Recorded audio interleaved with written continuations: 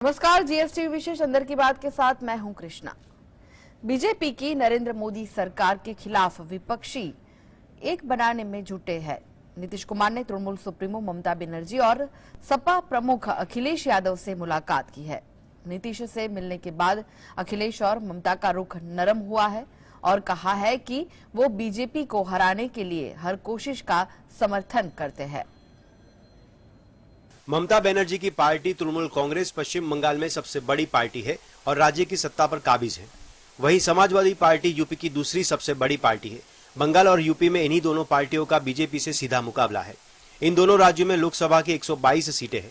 ममता और अखिलेश से मुलाकात के बाद बिहार के मुख्यमंत्री नीतीश कुमार ने कहा, जो भी दल साथ आना चाह रहा है उनके साथ जल्द ही एक मीटिंग होगी। सभी दलों के साथ मिलकर चेहरा फाइनल कर दिया जाएगा। इस दौरान नीतीश ने कहा कि पीएम बनने की मेरी कोई इच्छा नहीं है।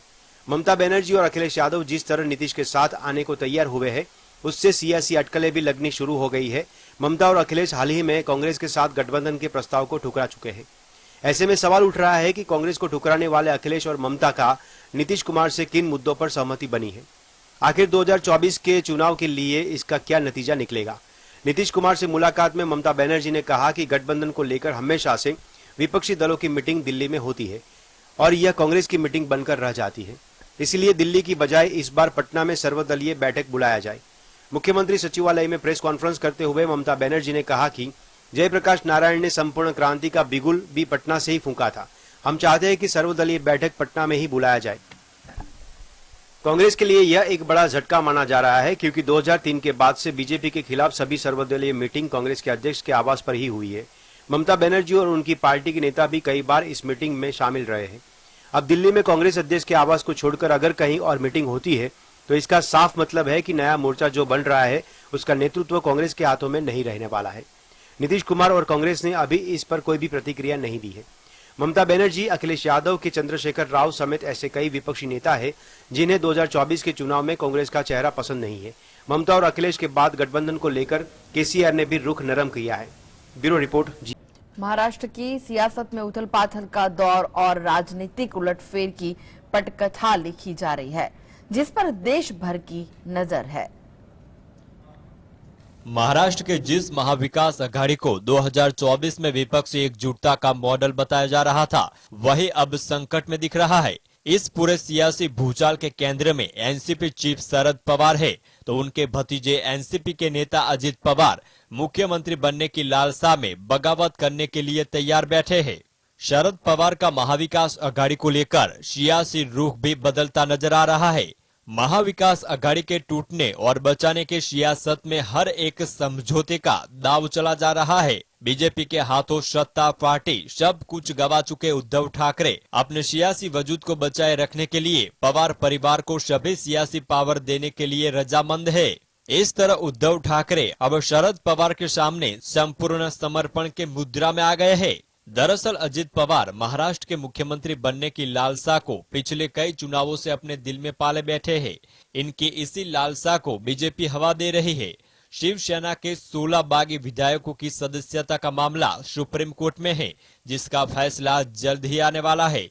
यह फैसला अगर उद्धव गुट के पक्ष में जाता और विधायकों की सदस्यता रद्द होती है तो फिर बीजेपी शिंदे सरकार अल्पमत में आ जाएगी। उद्धव ठाकरे इसी उम्मीद में राज्य में समय से पहले चुनाव कराए जाने की बात कर रहे हैं, तो बीजेपी ने भी सियासी दाव चलाना शुरू कर दिया है।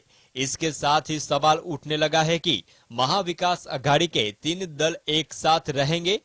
अजित पवार के तेवर को देखते हुए शरद पवार भले ही कह रहे हो कि एनसीपी बीजेपी के साथ नहीं जाएगी, लेकिन एमवीए के भविष्य पर सवाल खड़े कर रहे हैं। पवार का हाल ही में दिया गया बयान बहुत चर्चा में है, जिसमें उन्होंने कहा है कि जिसको जो करना है करे, वह किसी को कुछ भी करने से या कोई फैसला लेने से नहीं रोक सकते हैं। इसी के साथ पवार का एक और बयान चर्चा में है, जिसमें उन्होंने कहा कि महाविकास अघाड़ी में शामिल दलों द्वारा अभी तक चुनावों के मसले में कोई बात नहीं हुई है और न ही कौन कितनी सीटों पर चुनाव लड़ेगा इस मामले पर चर्चा हुई है। ऐसे में शरद पवार को लेकर सियासी कयास लगाए जाने लगे हैं।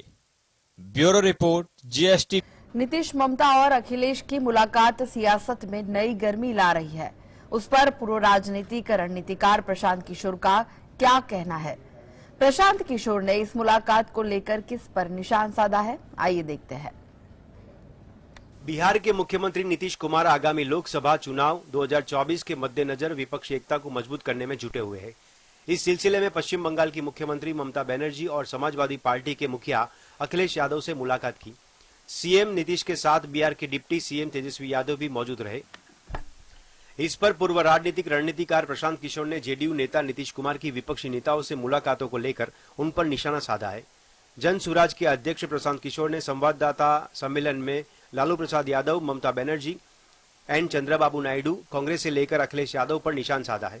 किशोर ने एक सवाल के जवाब में कहा, हम याद दिला देते हैं कि 2019 में आंध्र प्रदेश के पूर्व मुख्यमंत्री एन चंद्रबाबू नायडू इसी भूमिका में थे, जिस भूमिका में इस समय नीतीश कुमार आने का प्रयास कर रहे हैं।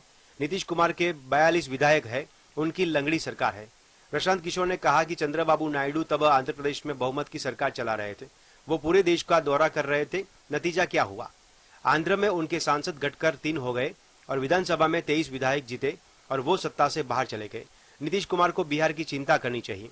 पीके ने कहा कि जिस पार्टी के 0 सांसद है वो देश का प्रधानमंत्री तय कर रहा है। जिस पार्टी का अपना ठिकाना नहीं वो देश की पूरी पार्टियों का एकत्रित करने का काम कर रहे हैं। नीतीश जी कोलकाता में ममता जी से मिलने गए थे। क्या ममता बनर्जी कांग्रेस से लड़ने के लिए तैयार हो गई है? वो लालू और नीतीश की पार्टी को बंगाल में लड़ाने के लिए तैयार हैं? या तृणमूल कांग्रेस को बिहार में लालू नीतीश एक भी सीट देंगे? किशोर ने कहा कि नीतीश कुमार हमसे ज्यादा ममता बनर्जी को जानते हैं। नीतीश को बंगाल में कौन पूछता है? बता दें कि पिछले दिनों सीएम नीतीश कुमार कांग्रेस अध्यक्ष मल्लिकार्जुन खड़गे और वरिष्ठ नेता राहुल गांधी से मिले थे। इस कड़ी में ही वो ममता बनर्जी, अखिलेश यादव से मिले थे। नीतीश आने वाले दिनों में विपक्षी एकता को मजबूत करने के लिए कई नेताओं से मिलने वाले हैं।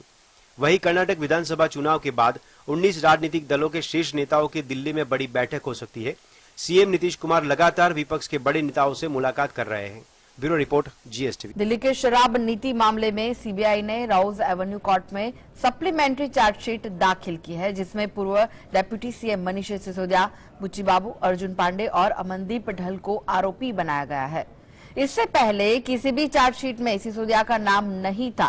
कोर्ट ने चार्जशीट के बिंदुओं पर बहस के लिए 12 मई की तारीख तय की है। दिल्ली शराब नीति का मामला गरमाया हुआ है। सीबीआई शराब नीति में हुई कथित अनियमितता को लेकर जांच कर रही है। इसको लेकर केंद्रीय जांच एजेंसी ने 26 फरवरी को दिल्ली के पूर्व डिप्टी सीएम सिसोदिया को गिरफ्तार किया था। ईडी भी आबकारी नीति से जुड़े मनी लॉन्ड्रिंग मामले को लेकर सिसोदिया से पूछताछ करते हुए दावा कर रही है कि आबकारी नीति में हुए भ्रष्टाचार में सिसोदिया ही मुख्य साजिश करता है।